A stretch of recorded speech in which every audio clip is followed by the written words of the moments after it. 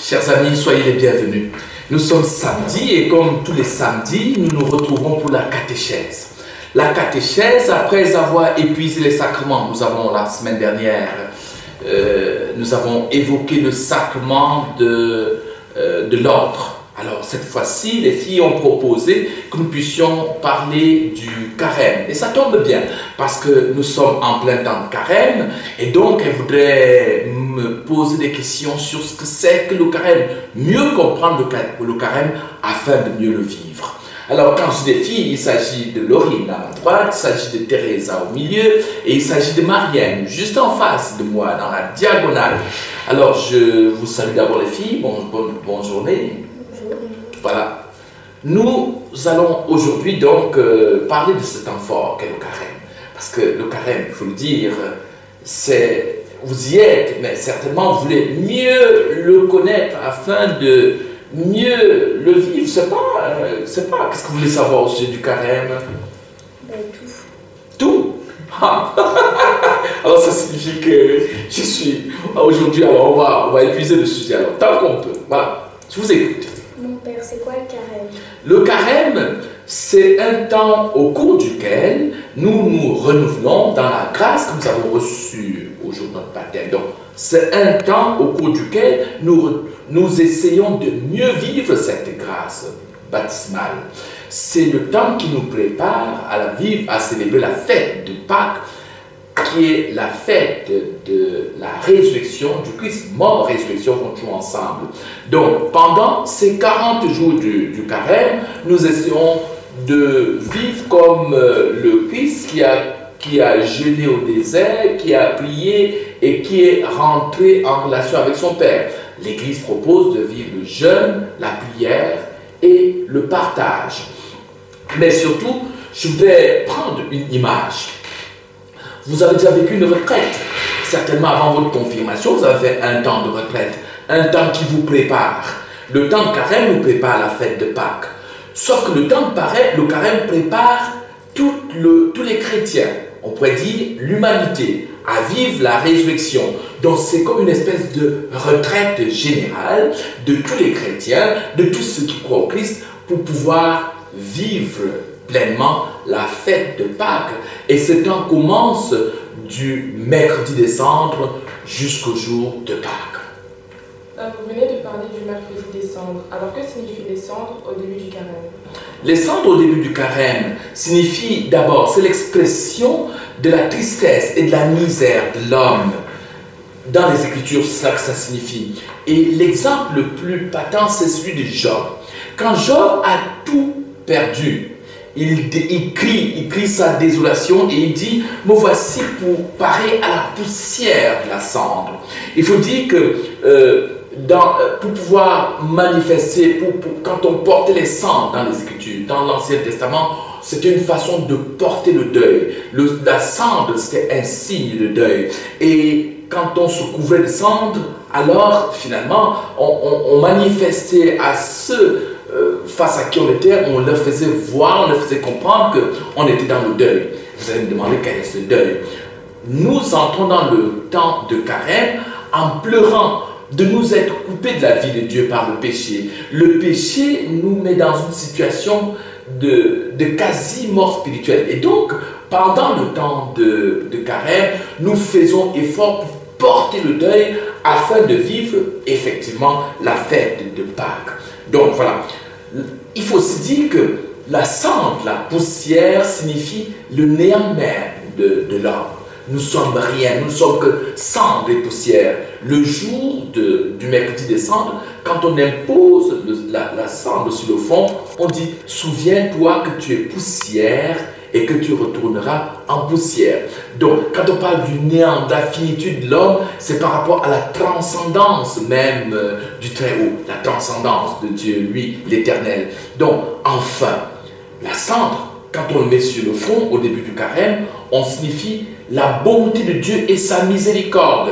Nous appelons donc à sa bonté et nous prenons la décision de faire pénitence afin de pouvoir bénéficier de sa générosité, de sa miséricorde. Alors c'est vrai que du mercredi décembre jusqu'au jour de Pâques, ça fait vraiment 40 jours. 40 jours du mercredi au jour de Pâques, pas tout à fait. Car en fait, on va essayer de calculer ensemble. On va calculer ensemble. Alors, il y a 6 dimanches de carême. Ça fait 6 dimanches, 6 semaines. Donc, chaque semaine étant 7 jours, ça va faire 6 fois 7, ça fait combien? 42. Voilà, on va écrire 42 tous ensemble. Alors, 42, déjà 42, c'est pas 40, il y a déjà 2 jours de plus. Mais attention, avant de commencer les semaines de carême, on commence le mercredi. Ce qui signifie qu'il y a encore le mercredi des cendres, le jeudi après les cendres, le vendredi après les cendres et le samedi après les cendres. Ça fait 4 jours de plus. Plus 42, ça fait 46. Alors vous allez me demander comment on fait pour avoir 40. En fait, tout simplement parce que les 6 jours de plus correspondent aux 6 dimanches du temps de carême. Car en fait, le dimanche n'est pas jour de carême. On ne compte pas le jour de la résurrection comme jour de carême, tout simplement. Et c'est donc 46 moins les 6 dimanches, ça donne 40. Les 40 jours de pénitence correspondent à tous les jours du temps de carême, hormis les dimanches. Pourquoi 40 et pas 30 ou 20 ou même 50? Oh là là, ça c'est une belle question. Pourquoi 40? Il faut dire que dans les Écritures, on s'est rendu compte que 40 correspond à une période au cours de laquelle Dieu fait le renouvellement. Il renouvelle l'humanité, il renouvelle un peuple, il renouvelle des personnes afin que ces personnes puissent être pleinement devant lui. Je dis renouveler l'humanité. Si vous prenez le livre de la Genèse, vous lisez l'histoire de Noé, vous allez vous rendre compte que le temps du déluge a duré 40 jours. Pendant 40 jours, Dieu renouvelle donc toute l'humanité. Et si vous prenez maintenant l'histoire sainte, vous allez voir dans le livre de l'Exode, le peuple de Dieu qui marche à travers le désert pour la terre promise. C'est 40 ans, encore 40, pour renouveler un peuple. Le temps que Moïse marche pour aller à la rencontre de Dieu au Sinaï, afin de recevoir le livre de la parole, les tables de la parole, et sceller ainsi une nouvelle alliance avec Dieu, ça dure 40 jours, encore 40. C'est un temps au cours duquel Dieu renouvelle un peu, il renouvelle l'alliance avec ceux qui lui sont fidèles. Si vous regardez encore plus, vous allez voir que le temps que Élie met pour pouvoir aller à la rencontre du Seigneur, il marche 40 jours et 40 nuits, et alors à la montagne, il rencontre le Seigneur. Et là, il se met en présence de Dieu, encore 40. Mais maintenant, revenons dans les temps nouveaux inaugurés par le Christ. Le Christ, après son baptême, il se retire au désert où il passe 40 jours et 40 nuits. Et on dit que pendant ces 40 jours et 40 nuits, il fut tenté par le démon. Et à la fin des 40 jours, quand il a résisté à toute forme de tentation, les anges sont apparus qui le servaient. Donc en fait, il faut dire que ce chiffre 40 n'a pas été pris au hasard. C'est un temps d'épreuve, c'est un temps de pénitence, c'est un temps qui nous prépare à la joie de la rencontre du Seigneur et du renouvellement de l'alliance avec lui. Que faut-il faire pour bien vivre le temps du carême? Pour vivre le temps du carême, je voudrais vous dire une chose. Il faut prendre le temps de dialoguer plus souvent avec le Seigneur, ce qu'on appelle la prière. Je vous ai toujours dit que la prière, c'est un dialogue avec le Seigneur. Il faut parler plus souvent avec lui. Quand on veut retrouver l'amitié de quelqu'un, on prend le temps de causer plus et mieux avec lui. Donc, il faut prendre le temps de causer avec le Seigneur. Donc, il faut prier. Il faut prendre le temps de partager. Il faut partager. Il faut être solidaire. Il faut être ouvert. Il faut accueillir. Il faut, en tout cas, donner aux autres. et c'est ce qu'on appelle l'aumône. Donc, je parle d'aumône, il faut d'abord prier, il faut savoir faire l'aumône, c'est-à-dire qu'il faut quitter un certain égoïsme, il faut plus être centré sur soi-même, mais il faut s'ouvrir aux autres. Le temps de carême, c'est un temps d'ouverture aux autres, la sensibilité aux autres, à leurs problèmes, à leurs difficultés, mais tout partager, même leur joie aussi, tout à fait. Et enfin, il faut, pendant le temps de carême, essayer de jeûner. Jeûner pour moi signifie mettre Dieu au cœur même de sa vie. Il s'agit de préparer son cœur, dépouiller son cœur et dire que le Seigneur est l'unique nécessaire. Dieu est l'unique nécessaire. Pas la nourriture, pas les choses matérielles dont on peut jeûner, dont on peut se passer, parce que Dieu est l'unique nécessaire. Donc tout ceci pour signifier que pendant le carême, nous devons nous convertir. C'est un temps de conversion. Tout ceci pour dire que pendant le carême, nous devons retourner à l'essentiel. L'essentiel se trouve dans la parole de Dieu. Prendre le temps de lire la parole de Dieu, de la méditer, de l'approfondir, de l'intérioriser afin de la mettre en pratique. Enfin, je voudrais vous dire une vérité de la palissade. Nous parlons du carême, on parle de réconciliation, on parle de pénitence. Il faut vivre le sacrement de la réconciliation pendant le temps de carême. Ce serait utile, c'est nécessaire et c'est bien. Parce que quand on se réconcilie avec le Seigneur, alors au terme du carême, on peut se dire vraiment qu'on a fait une belle expérience de retrouver cette amitié avec son Seigneur. On dit habituellement que le carême, c'est un temps de pénitence. Qu'est-ce que ça veut dire faire pénitence? Le mot pénitence signifie en fait un retournement. On l'appelle en grec la métanoïa. C'est-à-dire que c'est comme si on pivotait, on fait vraiment sans 300, non, disons pas 300 parce que si c'est 360 degrés, on retourne, on va dans la même direction. Parlons plutôt de 180 degrés. Alors, tu changes de manière de vivre. C'est un changement de vie, c'est une conversion. En fait, qu'est-ce qui se passe? Tu te rends compte au début du carême que voilà, tu ne vivais pas selon l'appel du Seigneur. Tu te rends compte pendant le carême que tu ne faisais pas toujours exactement ce que le Seigneur attend de toi.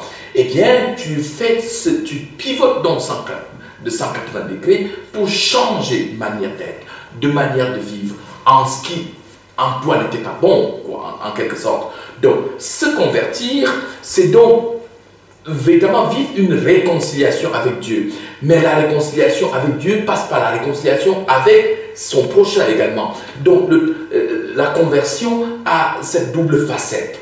Pour se convertir effectivement avec Dieu, il faut vivre la réconciliation avec tous ceux qui nous gênent dans notre vie, ou tous ceux avec qui nous n'avons pas une relation saine dans notre vie. Donc voilà en quoi consiste la conversion, voilà en quoi consiste le repentir, voilà quand tu dis se convertir, c'est cela justement. Il ne s'agit pas de changer religion, non, c'est pas ça. Il ne faut pas changer religion. Vous demeurez chrétien, catholique, mais vous changez de manière de vivre, tout à fait, c'est ça, simplement pour pouvoir plaire au Seigneur, ce qu'il attend de nous. En quoi consiste le jeûne? Le jeûne?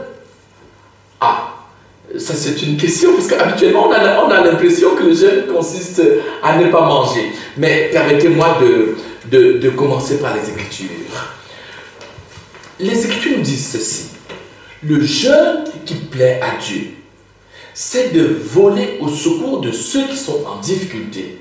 C'est de secourir la veuve et l'orphelin. C'est de donner à manger à celui qui a faim. Le jeûne qui plaît à Dieu a donc avant tout un sens spirituel. Donc, quand vous jeûnez, ne pensez pas qu'il s'agit avant tout d'une question de nourriture et de boisson. Non, le sens avant tout est spirituel. Il s'agit pour nous, pendant le jeûne, de jeûner, de faire d'éviter de faire ce qui offense Dieu. Ça, le vrai jeûne, voilà le premier jeûne essentiel. Éviter ce qui offense le Seigneur notre Dieu. Ensuite, maintenant, le vrai jeûne consiste aussi, pour vous aujourd'hui, c'est prendre conscience de la chance que vous avez d'avoir mangé chaque jour. Tu as mangé ce matin, Laurie? Et toi, Teresa, vous avez mangé tous? chance. Il y a des gens à travers le monde qui n'ont pas mangé. Et donc, jeûner, c'est prendre conscience de la chance que vous avez, vous, d'avoir à manger chaque jour. Et donc, finalement, de passer un certain temps sans manger en solidarité avec toutes ces personnes. Mais il faut manifester la solidarité avec ceux qui ont faim à travers le monde. Il faut quelque part aussi vivre une certaine mortification, dire, voilà, les bonnes choses. Je peux avoir l'habit que je peux avoir le chocolat à loisir. Tu aimes le chocolat, Laurine, hein? Tout à fait, vous aimez le chocolat. Mais je peux avoir tout cela à loisir, mais je préfère m'en priver pour une fois parce qu'il y a des gens dans le monde qui n'ont pas déjà le nécessaire, le strict nécessaire pour vivre, alors que moi, je suis dans cette abondance. Et enfin, le jeûne, il faut le lier au partage. Il faut se priver pour partager. Si tu te prives pour pouvoir, si quelqu'un jeûne, pour ne pas manger, pour pouvoir faire la taille, hein, pour pouvoir contrôler son poids, là ça ne va pas non plus. Si tu jeûnes pour pouvoir épargner, ça ne va pas non plus. Pendant le temps de carême, si tu te prives, il faut que tu te prives afin, comme je le disais tantôt, d'être plus ouvert, d'être solidaire avec ceux qui sont dans le besoin. Et donc, le véritable jeûne, c'est celui qui se concrétise par la charité. J'ai une question. Oui. Est-ce que c'est grave si on ne jeûne pas? Si on ne jeûne pas, si c'est grave, je vais dire quelque part que c'est grave, mais maintenant il faut savoir quel jeûne. Si pour toi, pendant le temps de carême, passe comme tout autre moment, là ça ne va pas. Il faut vraiment que vous vous rendiez compte que quelque chose s'est passé dans votre vie pendant le temps de carême. Il faut effectivement jeûner. Et je dis jeûne comme la fuite du péché, comme le refus du péché, comme la recherche de la solidarité, comme l'envie de partager, comme l'envie de faire de la réserve pour donner aux autres. Ça, c'est le bon jeûne, il ne faut pas s'en passer. Mais mon père, alors ça veut dire que le carême est un moment de tristesse avec toutes ces privations?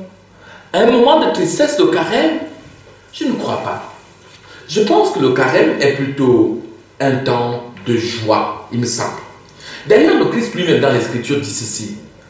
Quand vous priez, c'est dans l'évangile de Matthieu, ne prenez pas un air abattu comme ceux qui se donnent. Quand vous jeûnez, ne prenez pas un air abattu comme ceux qui se donnent en spectacle. Ils se composent une mine abattue pour qu'on voit bien qu'ils jeûnent. Et lui, il nous invite, quand nous jeûnons, il faut qu'on se parfume les vêtements, il faut qu'on soit heureux, qu'on soit joyeux. Les gens me disent, mais quand même, on ne mange pas, on se prive, et comment on doit être heureux? Ce qui compte, c'est le résultat. C'est le résultat qui nous motive. C'est le résultat qui nous fait garder le sourire, qui nous donne la joie. Parce qu'au bout du compte, il y a d'abord l'amitié avec le Seigneur. Il y a la résurrection, la participation à la résurrection du Christ. Ça, c'est le meilleur cadeau. Au bout du compte, il y a la joie qu'on apporte aux autres. Rien que parce que nous allons apporter la joie aux autres, parce que nous allons leur donner la vie, eh bien, on en est content, on est heureux. C'est pour ça que le temps de carême aussi, c'est un temps de joie. Et je peux vous dire, bien que vous n'en ayez pas encore fait l'expérience, je souhaite que vous la fassiez un jour, à moins que vous choisissiez de devenir religieuse. Je vais seulement vous dire que cette joie, c'est comme la joie de l'enfantement. C'est comme une maman qui attend un enfant. Parfois, elle a des douleurs, mais elle est heureuse parce qu'elle va donner la vie. C'est un peu cela le temps du carême. C'est un temps au cours duquel nous nous préparons à vivre la fête par la fête de la résurrection, au cours duquel nous vivons la joie de la réconciliation avec le Seigneur. Et donc, c'est pour cela qu'en attendant, même si nous vivons des épreuves, nous les vivons dans une certaine joie intérieure très forte. Quel conseil nous donnez-vous pour bien vivre le carême? Pour pouvoir bien vivre le carême, le conseil que je vous donne, c'est un conseil de proximité. Je vais seulement vous dire, il faut savoir être proche. Être proche de Dieu, des Écritures. Être proche. Il faut savoir être proche. Être proche des vôtres, de vos parents et tous ceux qui comptent pour vous. Et donc finalement, si vous avez des gens qui comptent pour vous, dont vous êtes séparés, que ce soit vos amis, que ce soit vos camarades, dont vous êtes séparés, apprenez à être proche, réconciliez-vous avec eux. Et ce sera formidable. Ensuite, il faut être proche d'un maximum de personnes, même des gens qui sont loin. Et si vous avez des gens qui sont loin, que vous n'avez jamais rencontrés, vous savez que vous pouvez poser un geste charitable pour pouvoir vous rapprocher d'eux, pour pouvoir partager leurs difficultés et leurs misères. Il faut savoir être proche. Le temps du carême, c'est un temps au cours duquel nous devons apprendre à être proche de Dieu, à être proche des personnes qui sont dans notre répertoire ou qui sont dans notre cœur, qui s'en sont défaits pendant un certain temps.